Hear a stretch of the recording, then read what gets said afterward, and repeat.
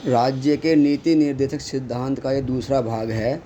पहले भाग में 100 प्रश्न थे, अब इसमें आगे का उससे प्रश्न नंबर 101, विराट और द्रुपद को किसने मारा?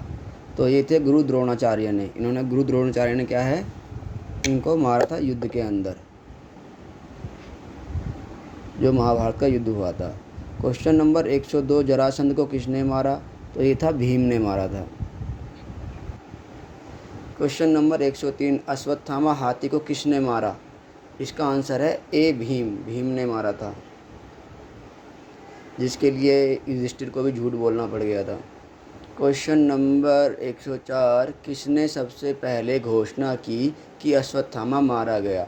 ये भीम ने घोषणा की थी कि मैंने अश्वत्थामा को मार दिया, है ना। अश्वत्थामा एक हाथी था, और द्रोणाचार्य के पुत्र थे अश्वत्थामा, उसका भी नाम अश्वत्थामा था, द्रोणाचार्य के पुत्र थे। क्वेश्चन नंबर 105, द्रोणाचार्य को किसने मारा? ये है धृष्टद्युम्न ने उसको मारा था। क्वेश्चन नंबर 106, दुर्योधन के पुत्र लक्ष्मण को किसने मारा था? उसे मारा था अभिमन्यु ने। क्वेश्चन नंबर 107, भीम ने अपनी मन्नत पूरी करने के लिए किसकी भुजाओं को तोड़ा? दुश्शासन की भुजाओं को तोड़ा था। आंसर है, क्योंकि दुश्शासन ने क्या है, द्रौपदी के वस्त्र चीरहरण किया था, इसी वजह से उन्होंने शपथ ली थी।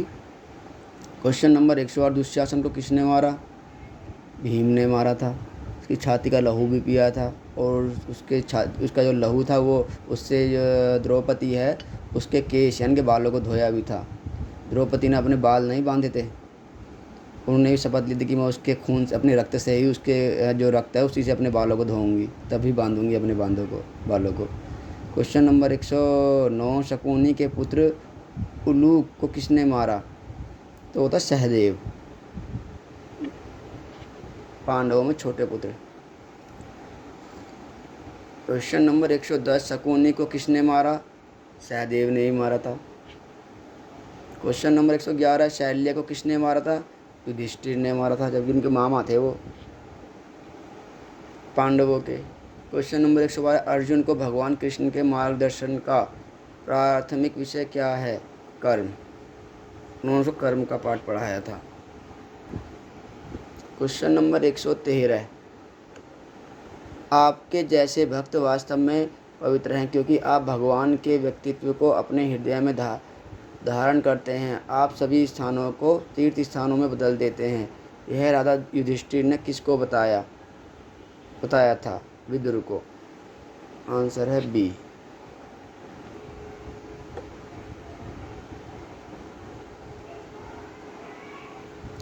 प्रश्न संख्या 113, आपके जैसे भक्त वास्तव में पवित्र हैं, क्योंकि आप भगवान के व्यक्तित्व को अपने हृदय में धारण करते हैं। आप सभी स्थानों को तीर्थ स्थानों में बदल देते हैं। यह राजा युधिष्ठिर ने किसको बताया था? विदुर को। प्रश्न संख्या 114, विदुर को अपने पिछले जन्म में शूद्र की भूमिका निभाने के लिए किसके द्वारा श्राप दिया गया था? तो इसका आंसर है बी, मुंडक मुनि के द्वारा। प्रश्न संख्या 115, जब यमराज विदुर की भूमिका निभा रहे थे, किसने यमराज के पद पर कार्य किया? इसका आंसर है ए, आर्यमा। प्रश्न संख्या 116, विदुर के निर्देश विशेष रूप से किसके लिए थे? ये थे राजा धृतराष्ट्र के। प्रश्न संख्या 117, किस महाकाव्य को वेदों के 5वें खंड के रूप में स्वीकार किया गया है? इसका आंसर है महाभारत, डी। प्रश्न संख्या 118, महाराजा परीक्षित ने किस एक राजशाही परिवार में जन्म लिया? तो इसका आंसर है डी, कुरुश। प्रश्न संख्या 119, भगवत गीता एक भाग है महाभारत का। 120 प्रश्न संख्या, भगवत गीता के प्रत्येक अध्याय को कहा जाता है योग। प्रश्न संख्या 121, महात्मा गांधी ने भगवत गीता कहा किसे? सार्वभौमिक माँ कहा। प्रश्न संख्या 122, भगवत गीता का पहला अध्याय है अर्जुन विषाद योग। प्रश्न संख्या 123, किस अध्याय को विश्व रूप दर्शन योग कहा जाता है? अध्याय 11वें को। प्रश्न संख्या 124, भगवत गीता का अंतिम अध्याय कहा जाता है मोक्ष, संन्यास और योग, ए। प्रश्न संख्या 125, समाज में अपनी स्थिति के अनुरूप अपने कर्तव्यों का पालन करना कहलाता है स्वधर्म, यानी कि अपने द्वारा धर्म।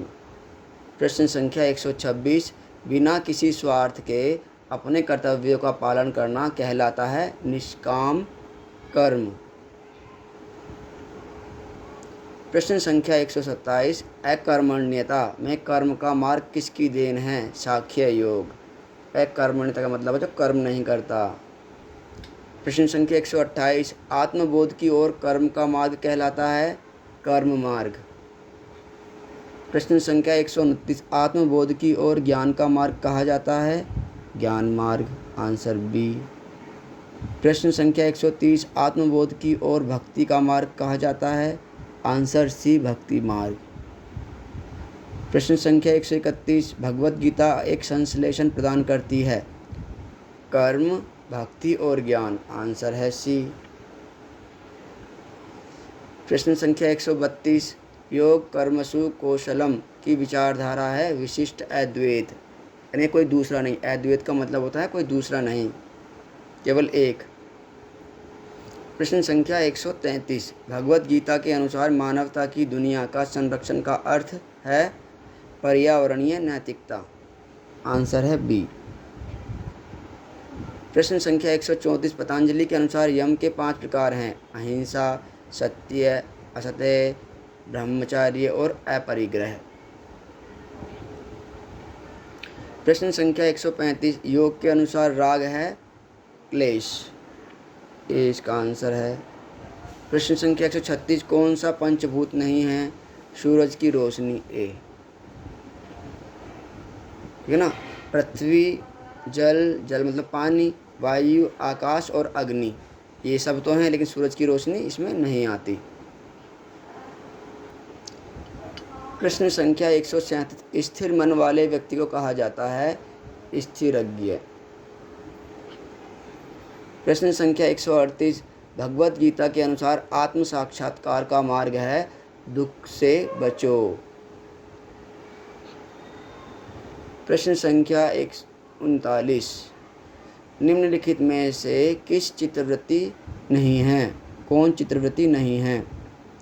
ए है निद्रा, जब इंसान निद्रा में होता है तो वो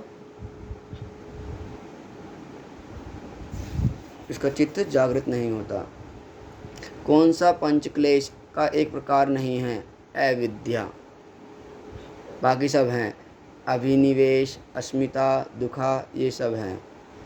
क्वेश्चन नंबर, प्रश्न संख्या 141, अष्टांग मार्ग दर्शन शास्त्र की देन है योग प्रणाली। अष्टांग है ना, योग प्रणाली में ही अष्टांग होता है।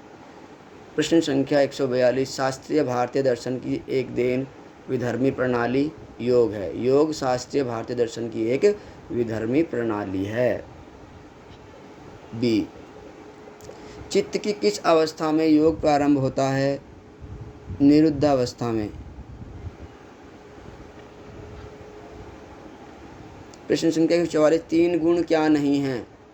सत्व, राजस्व और तमस, ये 3 हैं, एकाग्र नहीं है।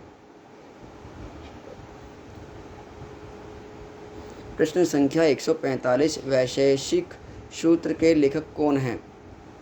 कनाडा है ना, पहली बार ये नाम सुना है। 146, यम पीछा नहीं कर रहा है इसका? संतोष का।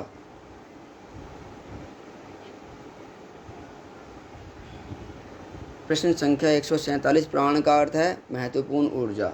प्राण ही हमारे शरीर का क्या है? ऊर्जावान जो शरीर है उसमें है ना, जल भी प्राण का ही एक रूप है। प्रश्न संख्या 148, न्याय सूत्र के लेखक कौन हैं? इसका आंसर है डी, गौतम। प्रश्न संख्या, अंतरंग योग के अंतर्गत कौन आता है? इसका आंसर है धारणा, बी। प्रश्न संख्या 150, निम्नलिखित में से कौन सी वृत्ति नहीं है? इसका आंसर है सी, विवेका। प्रश्न संख्या 151, योगाभ्यास सिखाने के लिए कौन सी विधि उपयुक्त है? योगाभ्यास व्याख्यान सह प्रदर्शन विधि, यानी कि बोलते रहें और साथ में खुद भी प्रदर्शन करते रहें, करते भी रहें और बोलते भी रहें, ये सबसे अच्छी है। भारतीय दर्शन शास्त्र के विद्यालयों में 2 बुनियादी विभाग हैं, रूढ़िवादी और हेटेरोडॉक्स।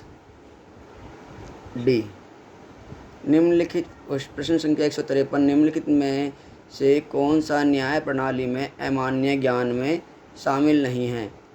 इसका आंसर है ए प्रत्यक्ष। प्रश्न संख्या 154, न्याय के अनुसार निश्चित और वास्तविक ज्ञान को किस रूप में जाना जाता है? ए प्रमा, बी अप्रमा, अप्रामा, सी दोनों, डी न। तो इसका आंसर है सी। प्रश्न संख्या 155, व्याप्ति द्वारा योग पक्ष धर्मता के ज्ञान को कहा जाता है? इसका आंसर है ए परमात्मा परमारसा। प्रश्न संख्या 156, मुख्य पद के साथ मध्य पद की अपरिवर्तनीय संगति को कहा जाता है व्याप्ति। आंसर है ए।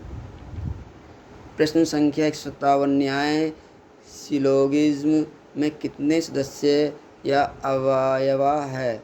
इसमें है 5। प्रश्न संख्या 158, न्याय में किसी विश्वसनीय व्यक्ति के दावे को कहा जाता है?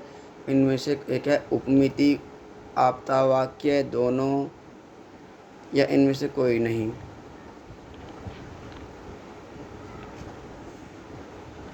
प्रश्न संख्या 159, त्रुटि के न्याय सिद्धांत को किस रूप में जाना जाता है?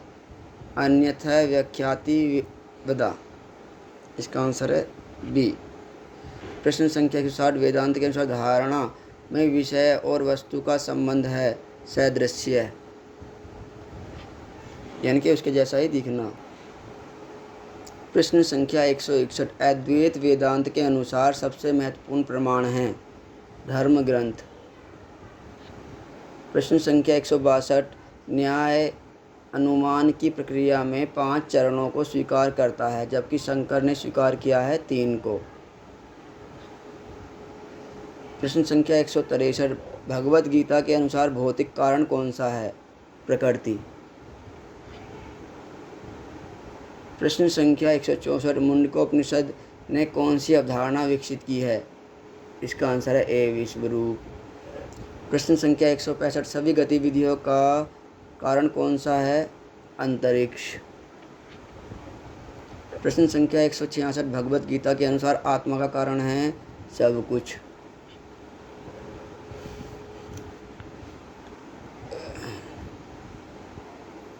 प्रश्न संख्या 167, उपनिषदों में परम वास्तविकता का वर्णन किया गया है? नेति नेति। प्रश्न संख्या 168, भगवत गीता की अवधारणा को महत्वपूर्ण बताती है? सगुण ब्रह्मा। सगुण मतलब आकार के रूप में। एक तो निर्गुण होता जो दिखता नहीं है, एक सगुण जो दिखता है। 169, सत्य क्या है? वास्तविकता। प्रश्न संख्या 170, अर्जुन को युद्ध के लिए किसने प्रेरित किया? श्री कृष्ण ने। प्रश्न संख्या 171, स्वयं का स्वरूप क्या है? अमर। आत्मा अमर होती है, शरीर बदलता रहता है। प्रश्न 172, कौन न कभी जन्मता है और न कभी मरता है? स्वयं, है ना। जो इंसान की आत्मा है वो ना जन्मती है ना मरती है, वो बस शरीर बदलती रहती है।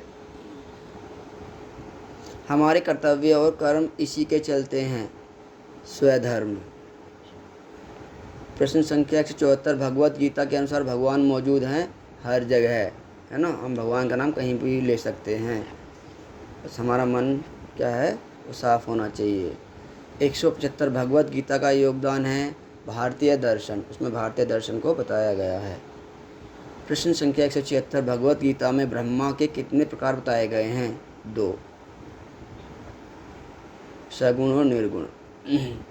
177, भामास प्रकृति क्या है? निराकार, यानी जिसका कोई आकार नहीं है, निराकार। पूर्ण ज्ञान कैसे हो? भरहम। पूर्ण ज्ञान कैसे हो? एक आदमी, महिलाएं, भरहम, आत्मान। इसका आंसर है सी भरहम। प्रश्न संख्या 179, किस प्रकार के लोग निर्गुण ब्रह्मा की पूजा करते हैं? विश्वास से भरपूर। निर्गुण निराकार कहते हैं, भगवान जब कबीरदास जी थे वो निर्गुण ब्रह्मा में विश्वास करते थे, निर्गुण निराकार, इनके ईश्वर का कोई आकार नहीं है, वो सभी जगह है। 180 धृतराष्ट्र परिवार और पांडव युद्ध के लिए कहाँ एकत्रित होते हैं? धर्म क्षेत्र। भगवद गीता का प्रत्येक अध्याय इसी के साथ समाप्त होता है। उपनिषद। आंसर है सी। प्रश्न संख्या 182। भगवद गीता का गठन किया गया है उपनिषद में। प्रश्न संख्या 183। गीता के दूसरे भाग को क्या कहा जाता है? उत्तर गीता। यानी कि उसके बाद, जो भी कोई किसी चीज़ के बाद होती है तो उसको उत्तर बोलते हैं। प्रश्न संख्या 184। ब्रह्म सूत्र किसने लिखा? वेद व्यास।